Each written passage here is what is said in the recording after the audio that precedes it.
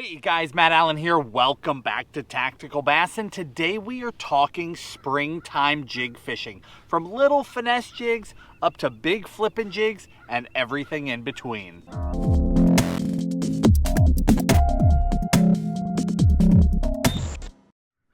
Spring is one of the best times of year to catch a truly giant bass, to catch that new personal best. We like to power fish, cover water, find aggressive fish, find schools.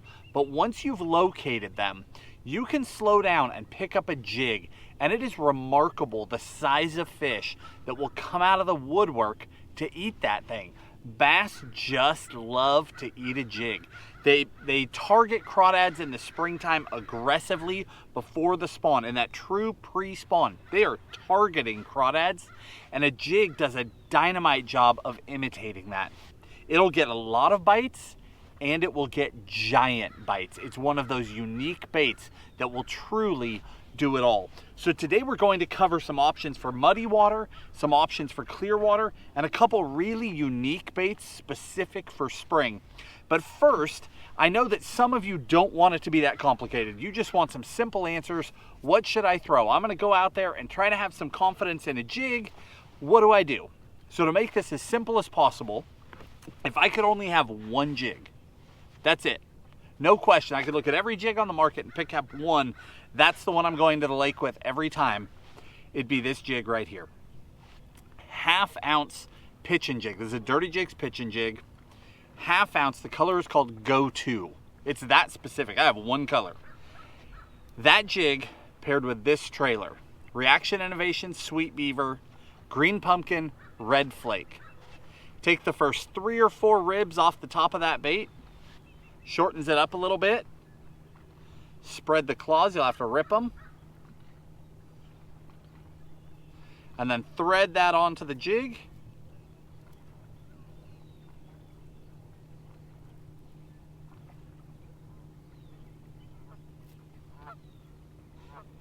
Just like that. By shortening up that trailer a little bit, it really makes a tight, compact package. If I could only have one jig to go across the entire country in one color that I was gonna bet on, it's that one right there. Now, if I wanted to go finesse, I would expand it with one more. This is a Finesse Football Jig, 3/8 ounce. Color is called Super Matte Brown, and I'd match it with a Yamamoto double tail grub trailer. Put a 5-inch trailer on the back of it.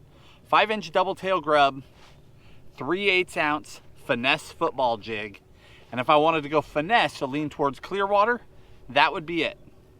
Literally, those two jigs can do the vast majority of things that you will ever need to do on the water.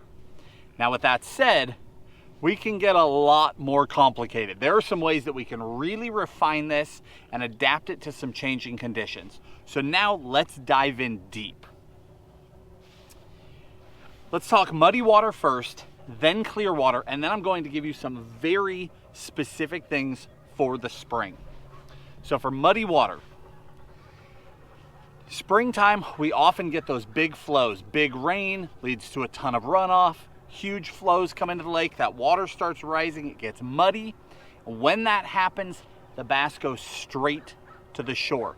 As it's actively rising, they will get up, and as we get closer and closer to spring and the water gets warmer and warmer, they get even more aggressive with this. But they will get up in 0 to 6 inches of water and follow that rising water up. Once it stabilizes and the water stops running, they'll back down a couple of feet, but they'll stay right up on the bank in that shallow cover. When you've got muddy water conditions, you don't need to worry about your line size. You don't need to worry about your hook size. It's all about having a bait that's big enough and obnoxious enough that those fish can find it. That is key. So 2 baits, I'm gonna keep this really, really simple. 2 baits when those fish are pushing right up on that muddy water, right up on the shore. This is a California swim jig, this is a flippin' jig. A no-jack flippin' jig with a giant gaff of a hook. Again, you don't have to worry about that fish coming up and inspecting that jig because the water's muddy. So go with a great big hook, heavy line. You could throw it on 65-pound braid with no leader if you want to. You can add a leader if you want some shock absorption. But that guy right there, the color is called hematoma. It's a black blue. And then I put this guy on the back of it. It's a kinky beaver. I'll link the exact baits and colors down in the video description. This color though is called low blow. It's super bright, super bold. But that guy right there in really muddy water will get giant largemouth bites. Giant bites. Now, if you're fishing smallmouth or spotted bass, just downsize.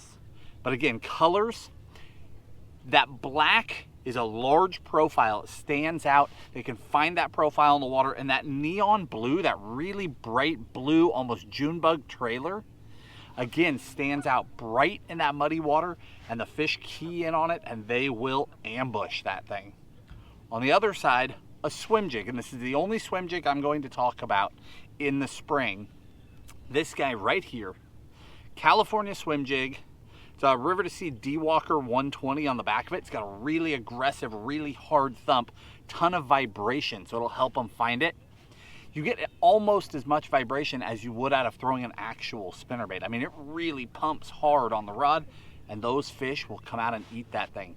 What's nice about a swim jig, the California swim jig has this giant hook, again, a gaff of a hook, because you can get away with that in that murky water. But the swim jig as a whole is unbelievably weedless. When the fish go up ultra shallow, if you go up in there with them, they will bail out. Because a bass that's up in this much water does not feel very comfortable. They're up there to eat, but you can spook them right out of that stuff. So you don't want to be throwing baits that will get hung up. If you throw up there and get stuck and you have to go in there, you're really going to mess it up.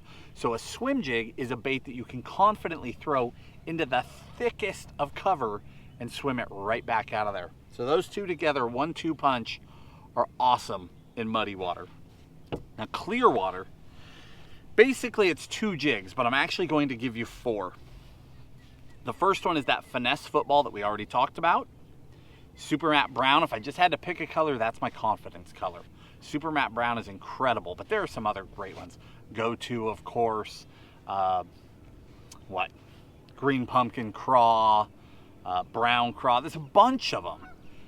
Great, great options, but that football jig does a dynamite job of getting down and bumping into a lot of things, causing a lot of potential reactions with the fish, where it's bouncing up against rocks and then popping free. What I like about a football jig is it catches on everything. It gets stuck a lot, but it doesn't get stuck. What I mean is if you really shake your rod or pop your line, it'll jump right out, because with that wide head, it never gets wedged into anything. It just sort of hangs up on the edges and will pop over. So that action of popping up over things, that's, if a bass is staring at it, that's when they'll suck it up.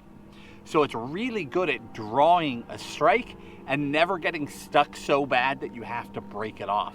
So a football jig is really unique for that. People use it for different things. Some guys will tell you they want to throw it in the mud because it'll puff up the bottom. Other guys say, no, I like to throw it on gravel. I like to throw it just about anywhere except really big rock or really thick cover and grass. You don't want it in those. But if you've got a fairly open reservoir, a lot of rock, a lot of mud, a lot of open water, a football jig is amazing. And again, with that little finesse hook in the spring, especially if you have clear water, you can drop down to 10 or 12 pound line and very comfortably set that hook. So that's a great option, because again, with a jig, you can get a lot of bites, but you can also get the giant bites. You can get the right bites, but you need a light enough line and clear water to get the bites in the first place. Once you've planted that smaller hook, you're going to rely on the right rod, and we'll come to that. You'll rely on the right rod to fight those fish.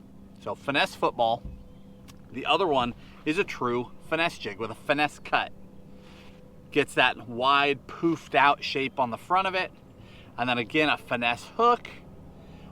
Again, I like to pair that up with a double tail grub. Either a 4-inch or a 5-inch Yamamoto double tail is my go-to. That is another dynamite option. I love to throw this one. It has a ball head. The true finesse jig is a ball head, true round head. I like that in that around docks, around some cover, when the fish are actually up against something substantial, you know, sitting up against a piling, sitting in shade pockets up against the bank. I love that finesse jig for that stuff. Again, it'll get the big bites, but it'll get a lot of bites and you can get them out. Even though it's a finesse hook, it's still a fairly heavy wire. You can set it with 10 pound, be really comfortable with 12 pound, but it's got enough backbone that if you hook an 8 or 10 pounder, as long as you're not dogging on them, as long as you fight those fish, you'll get them. You don't have to worry. Now, two other options with finesse footballs. This is my standard. Let me pull the trailer off so you can kind of see the hook size. This is my bread and butter, my go-to finesse football. Here's two more. This one's a Dirty Jigs. This guy is a Bass Patrol. See that little smaller hook? It's an awesome budget jig. And then going even smaller, tiny, this is Kitech with a little tungsten jig. So let's talk about these two. The Bass Patrol and the Kitech.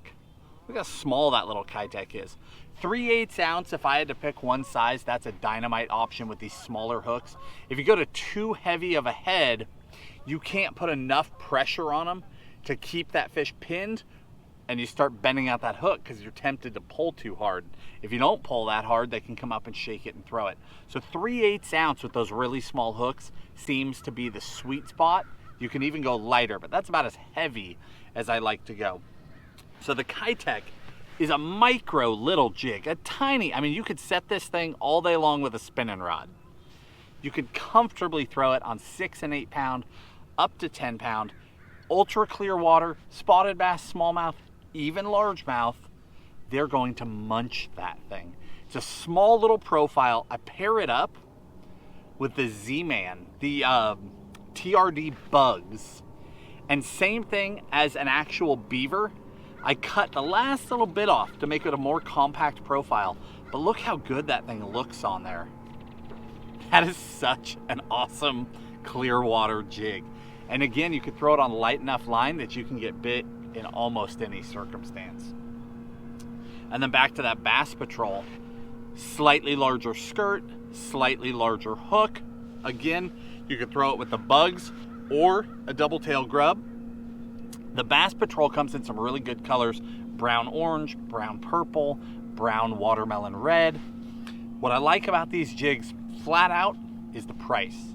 If you want a budget jig that's reliable, that is an awesome jig, and you pair it up with a good trailer and you are good to go. That's a really, really good option. So really we're talking finesse football and finesse jig, but I gave you 3 different finesse footballs depending on your circumstances, how clear the water is, how small you need to go, and budget.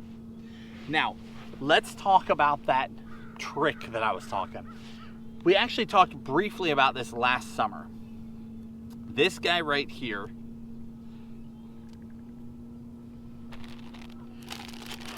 let me pull out a trailer too. The beaver is one of my favorite trailers. If I had to have 2, it'd be a beaver and a double tail grub. The beaver, this color, Magic Cross Swirl. We talked briefly about it in the summer. It's a green pumpkin. Hopefully you can see it in this light. This is important. Do you see the blue iridescent that's all over that thing? Something about this color combination, that iridescent blue powder on a green pumpkin, just seems to scream to those fish bluegill. In the spring, bass hate bluegill. They don't want them around their beds. They will mow a bluegill down. And then once the bass are done spawning, the bluegill start to spawn, it's reverse and the bass will still mow those bluegill down. But imitating a bluegill will get really big bites. This color, even though you're throwing it on a jig, just screams bluegill, and the results have been amazing with it, specifically in spring. So Magic Cross Swirl, and there is a matching jig. This is that 1/2 ounce pitching jig that I love so much in Magic Cross Swirl. Look at these things paired up. It looks so good. And then the one other trailer, because again, this color is really important to me in the spring. that blue color.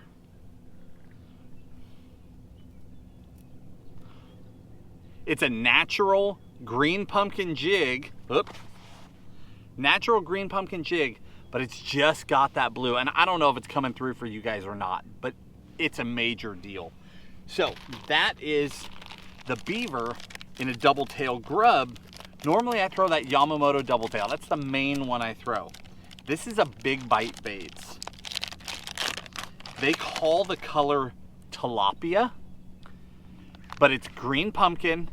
It's got purple, red, green, and again, it's got that bold blue flake in it, and it's almost the same thing. So if you're throwing that football jig or a finesse jig and you want to get that same sort of a color, that same profile that just screams bluegill, tilapia is what they call that color, but it is dynamite. That is a springtime color. The last one, I kind of snuck it right by you, that Kitech jig.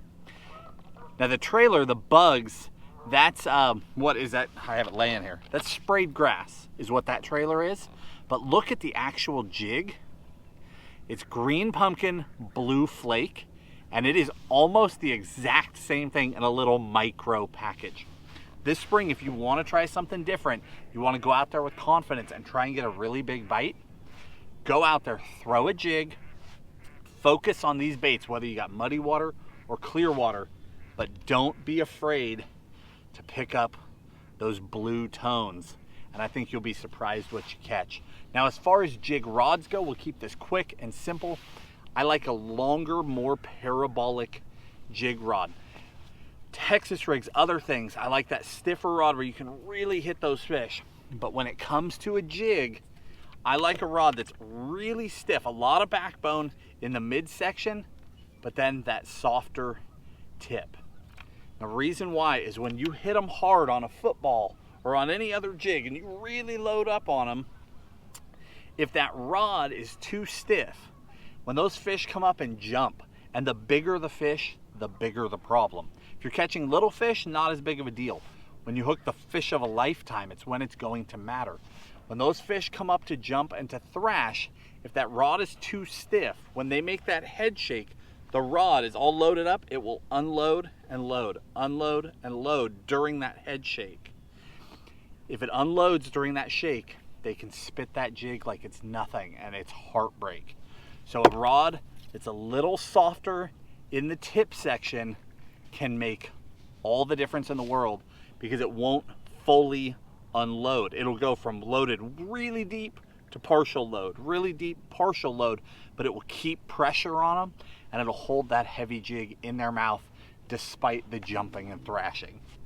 My favorite for my smaller jigs, G. Loomis makes the MBR series. We've been raving about it. The 843 and the 844 MBR. Again, I'll link them down in the video description. Those rods, I throw them in the GLX, which is a higher end rod, unbelievably sensitive, but they offer it through their entire line. You can actually throw it all the way up to the Conquest, and then down as low as the IMX Pro, you can get that same MBR action, that perfect action. So they offer it at different prices.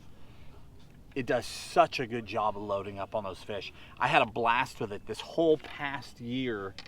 I fell in love with those rods. And then the other one, and unfortunately this specific one, this is a Megabass Orochi Brailleist, has become my favorite for the pitching jig. 7'5", but again, it's got that softer tip. It absorbs so well. They're back ordered right now. I'll still link them for you in the video description. You can back order them, but I'll also link you one or two other of those longer, stronger rods for flipping and pitching jigs, muddy water situations, that will do a really good job as well. Guys, I hope you found this video helpful. Get out there this spring, throw that jig. Start out with reaction, find your schools of fish, but once you're on them, you can fine tune it with that jig and get some really, really big bites. If you enjoyed the video, hit the like button, subscribe to the channel, and we'll talk to you soon.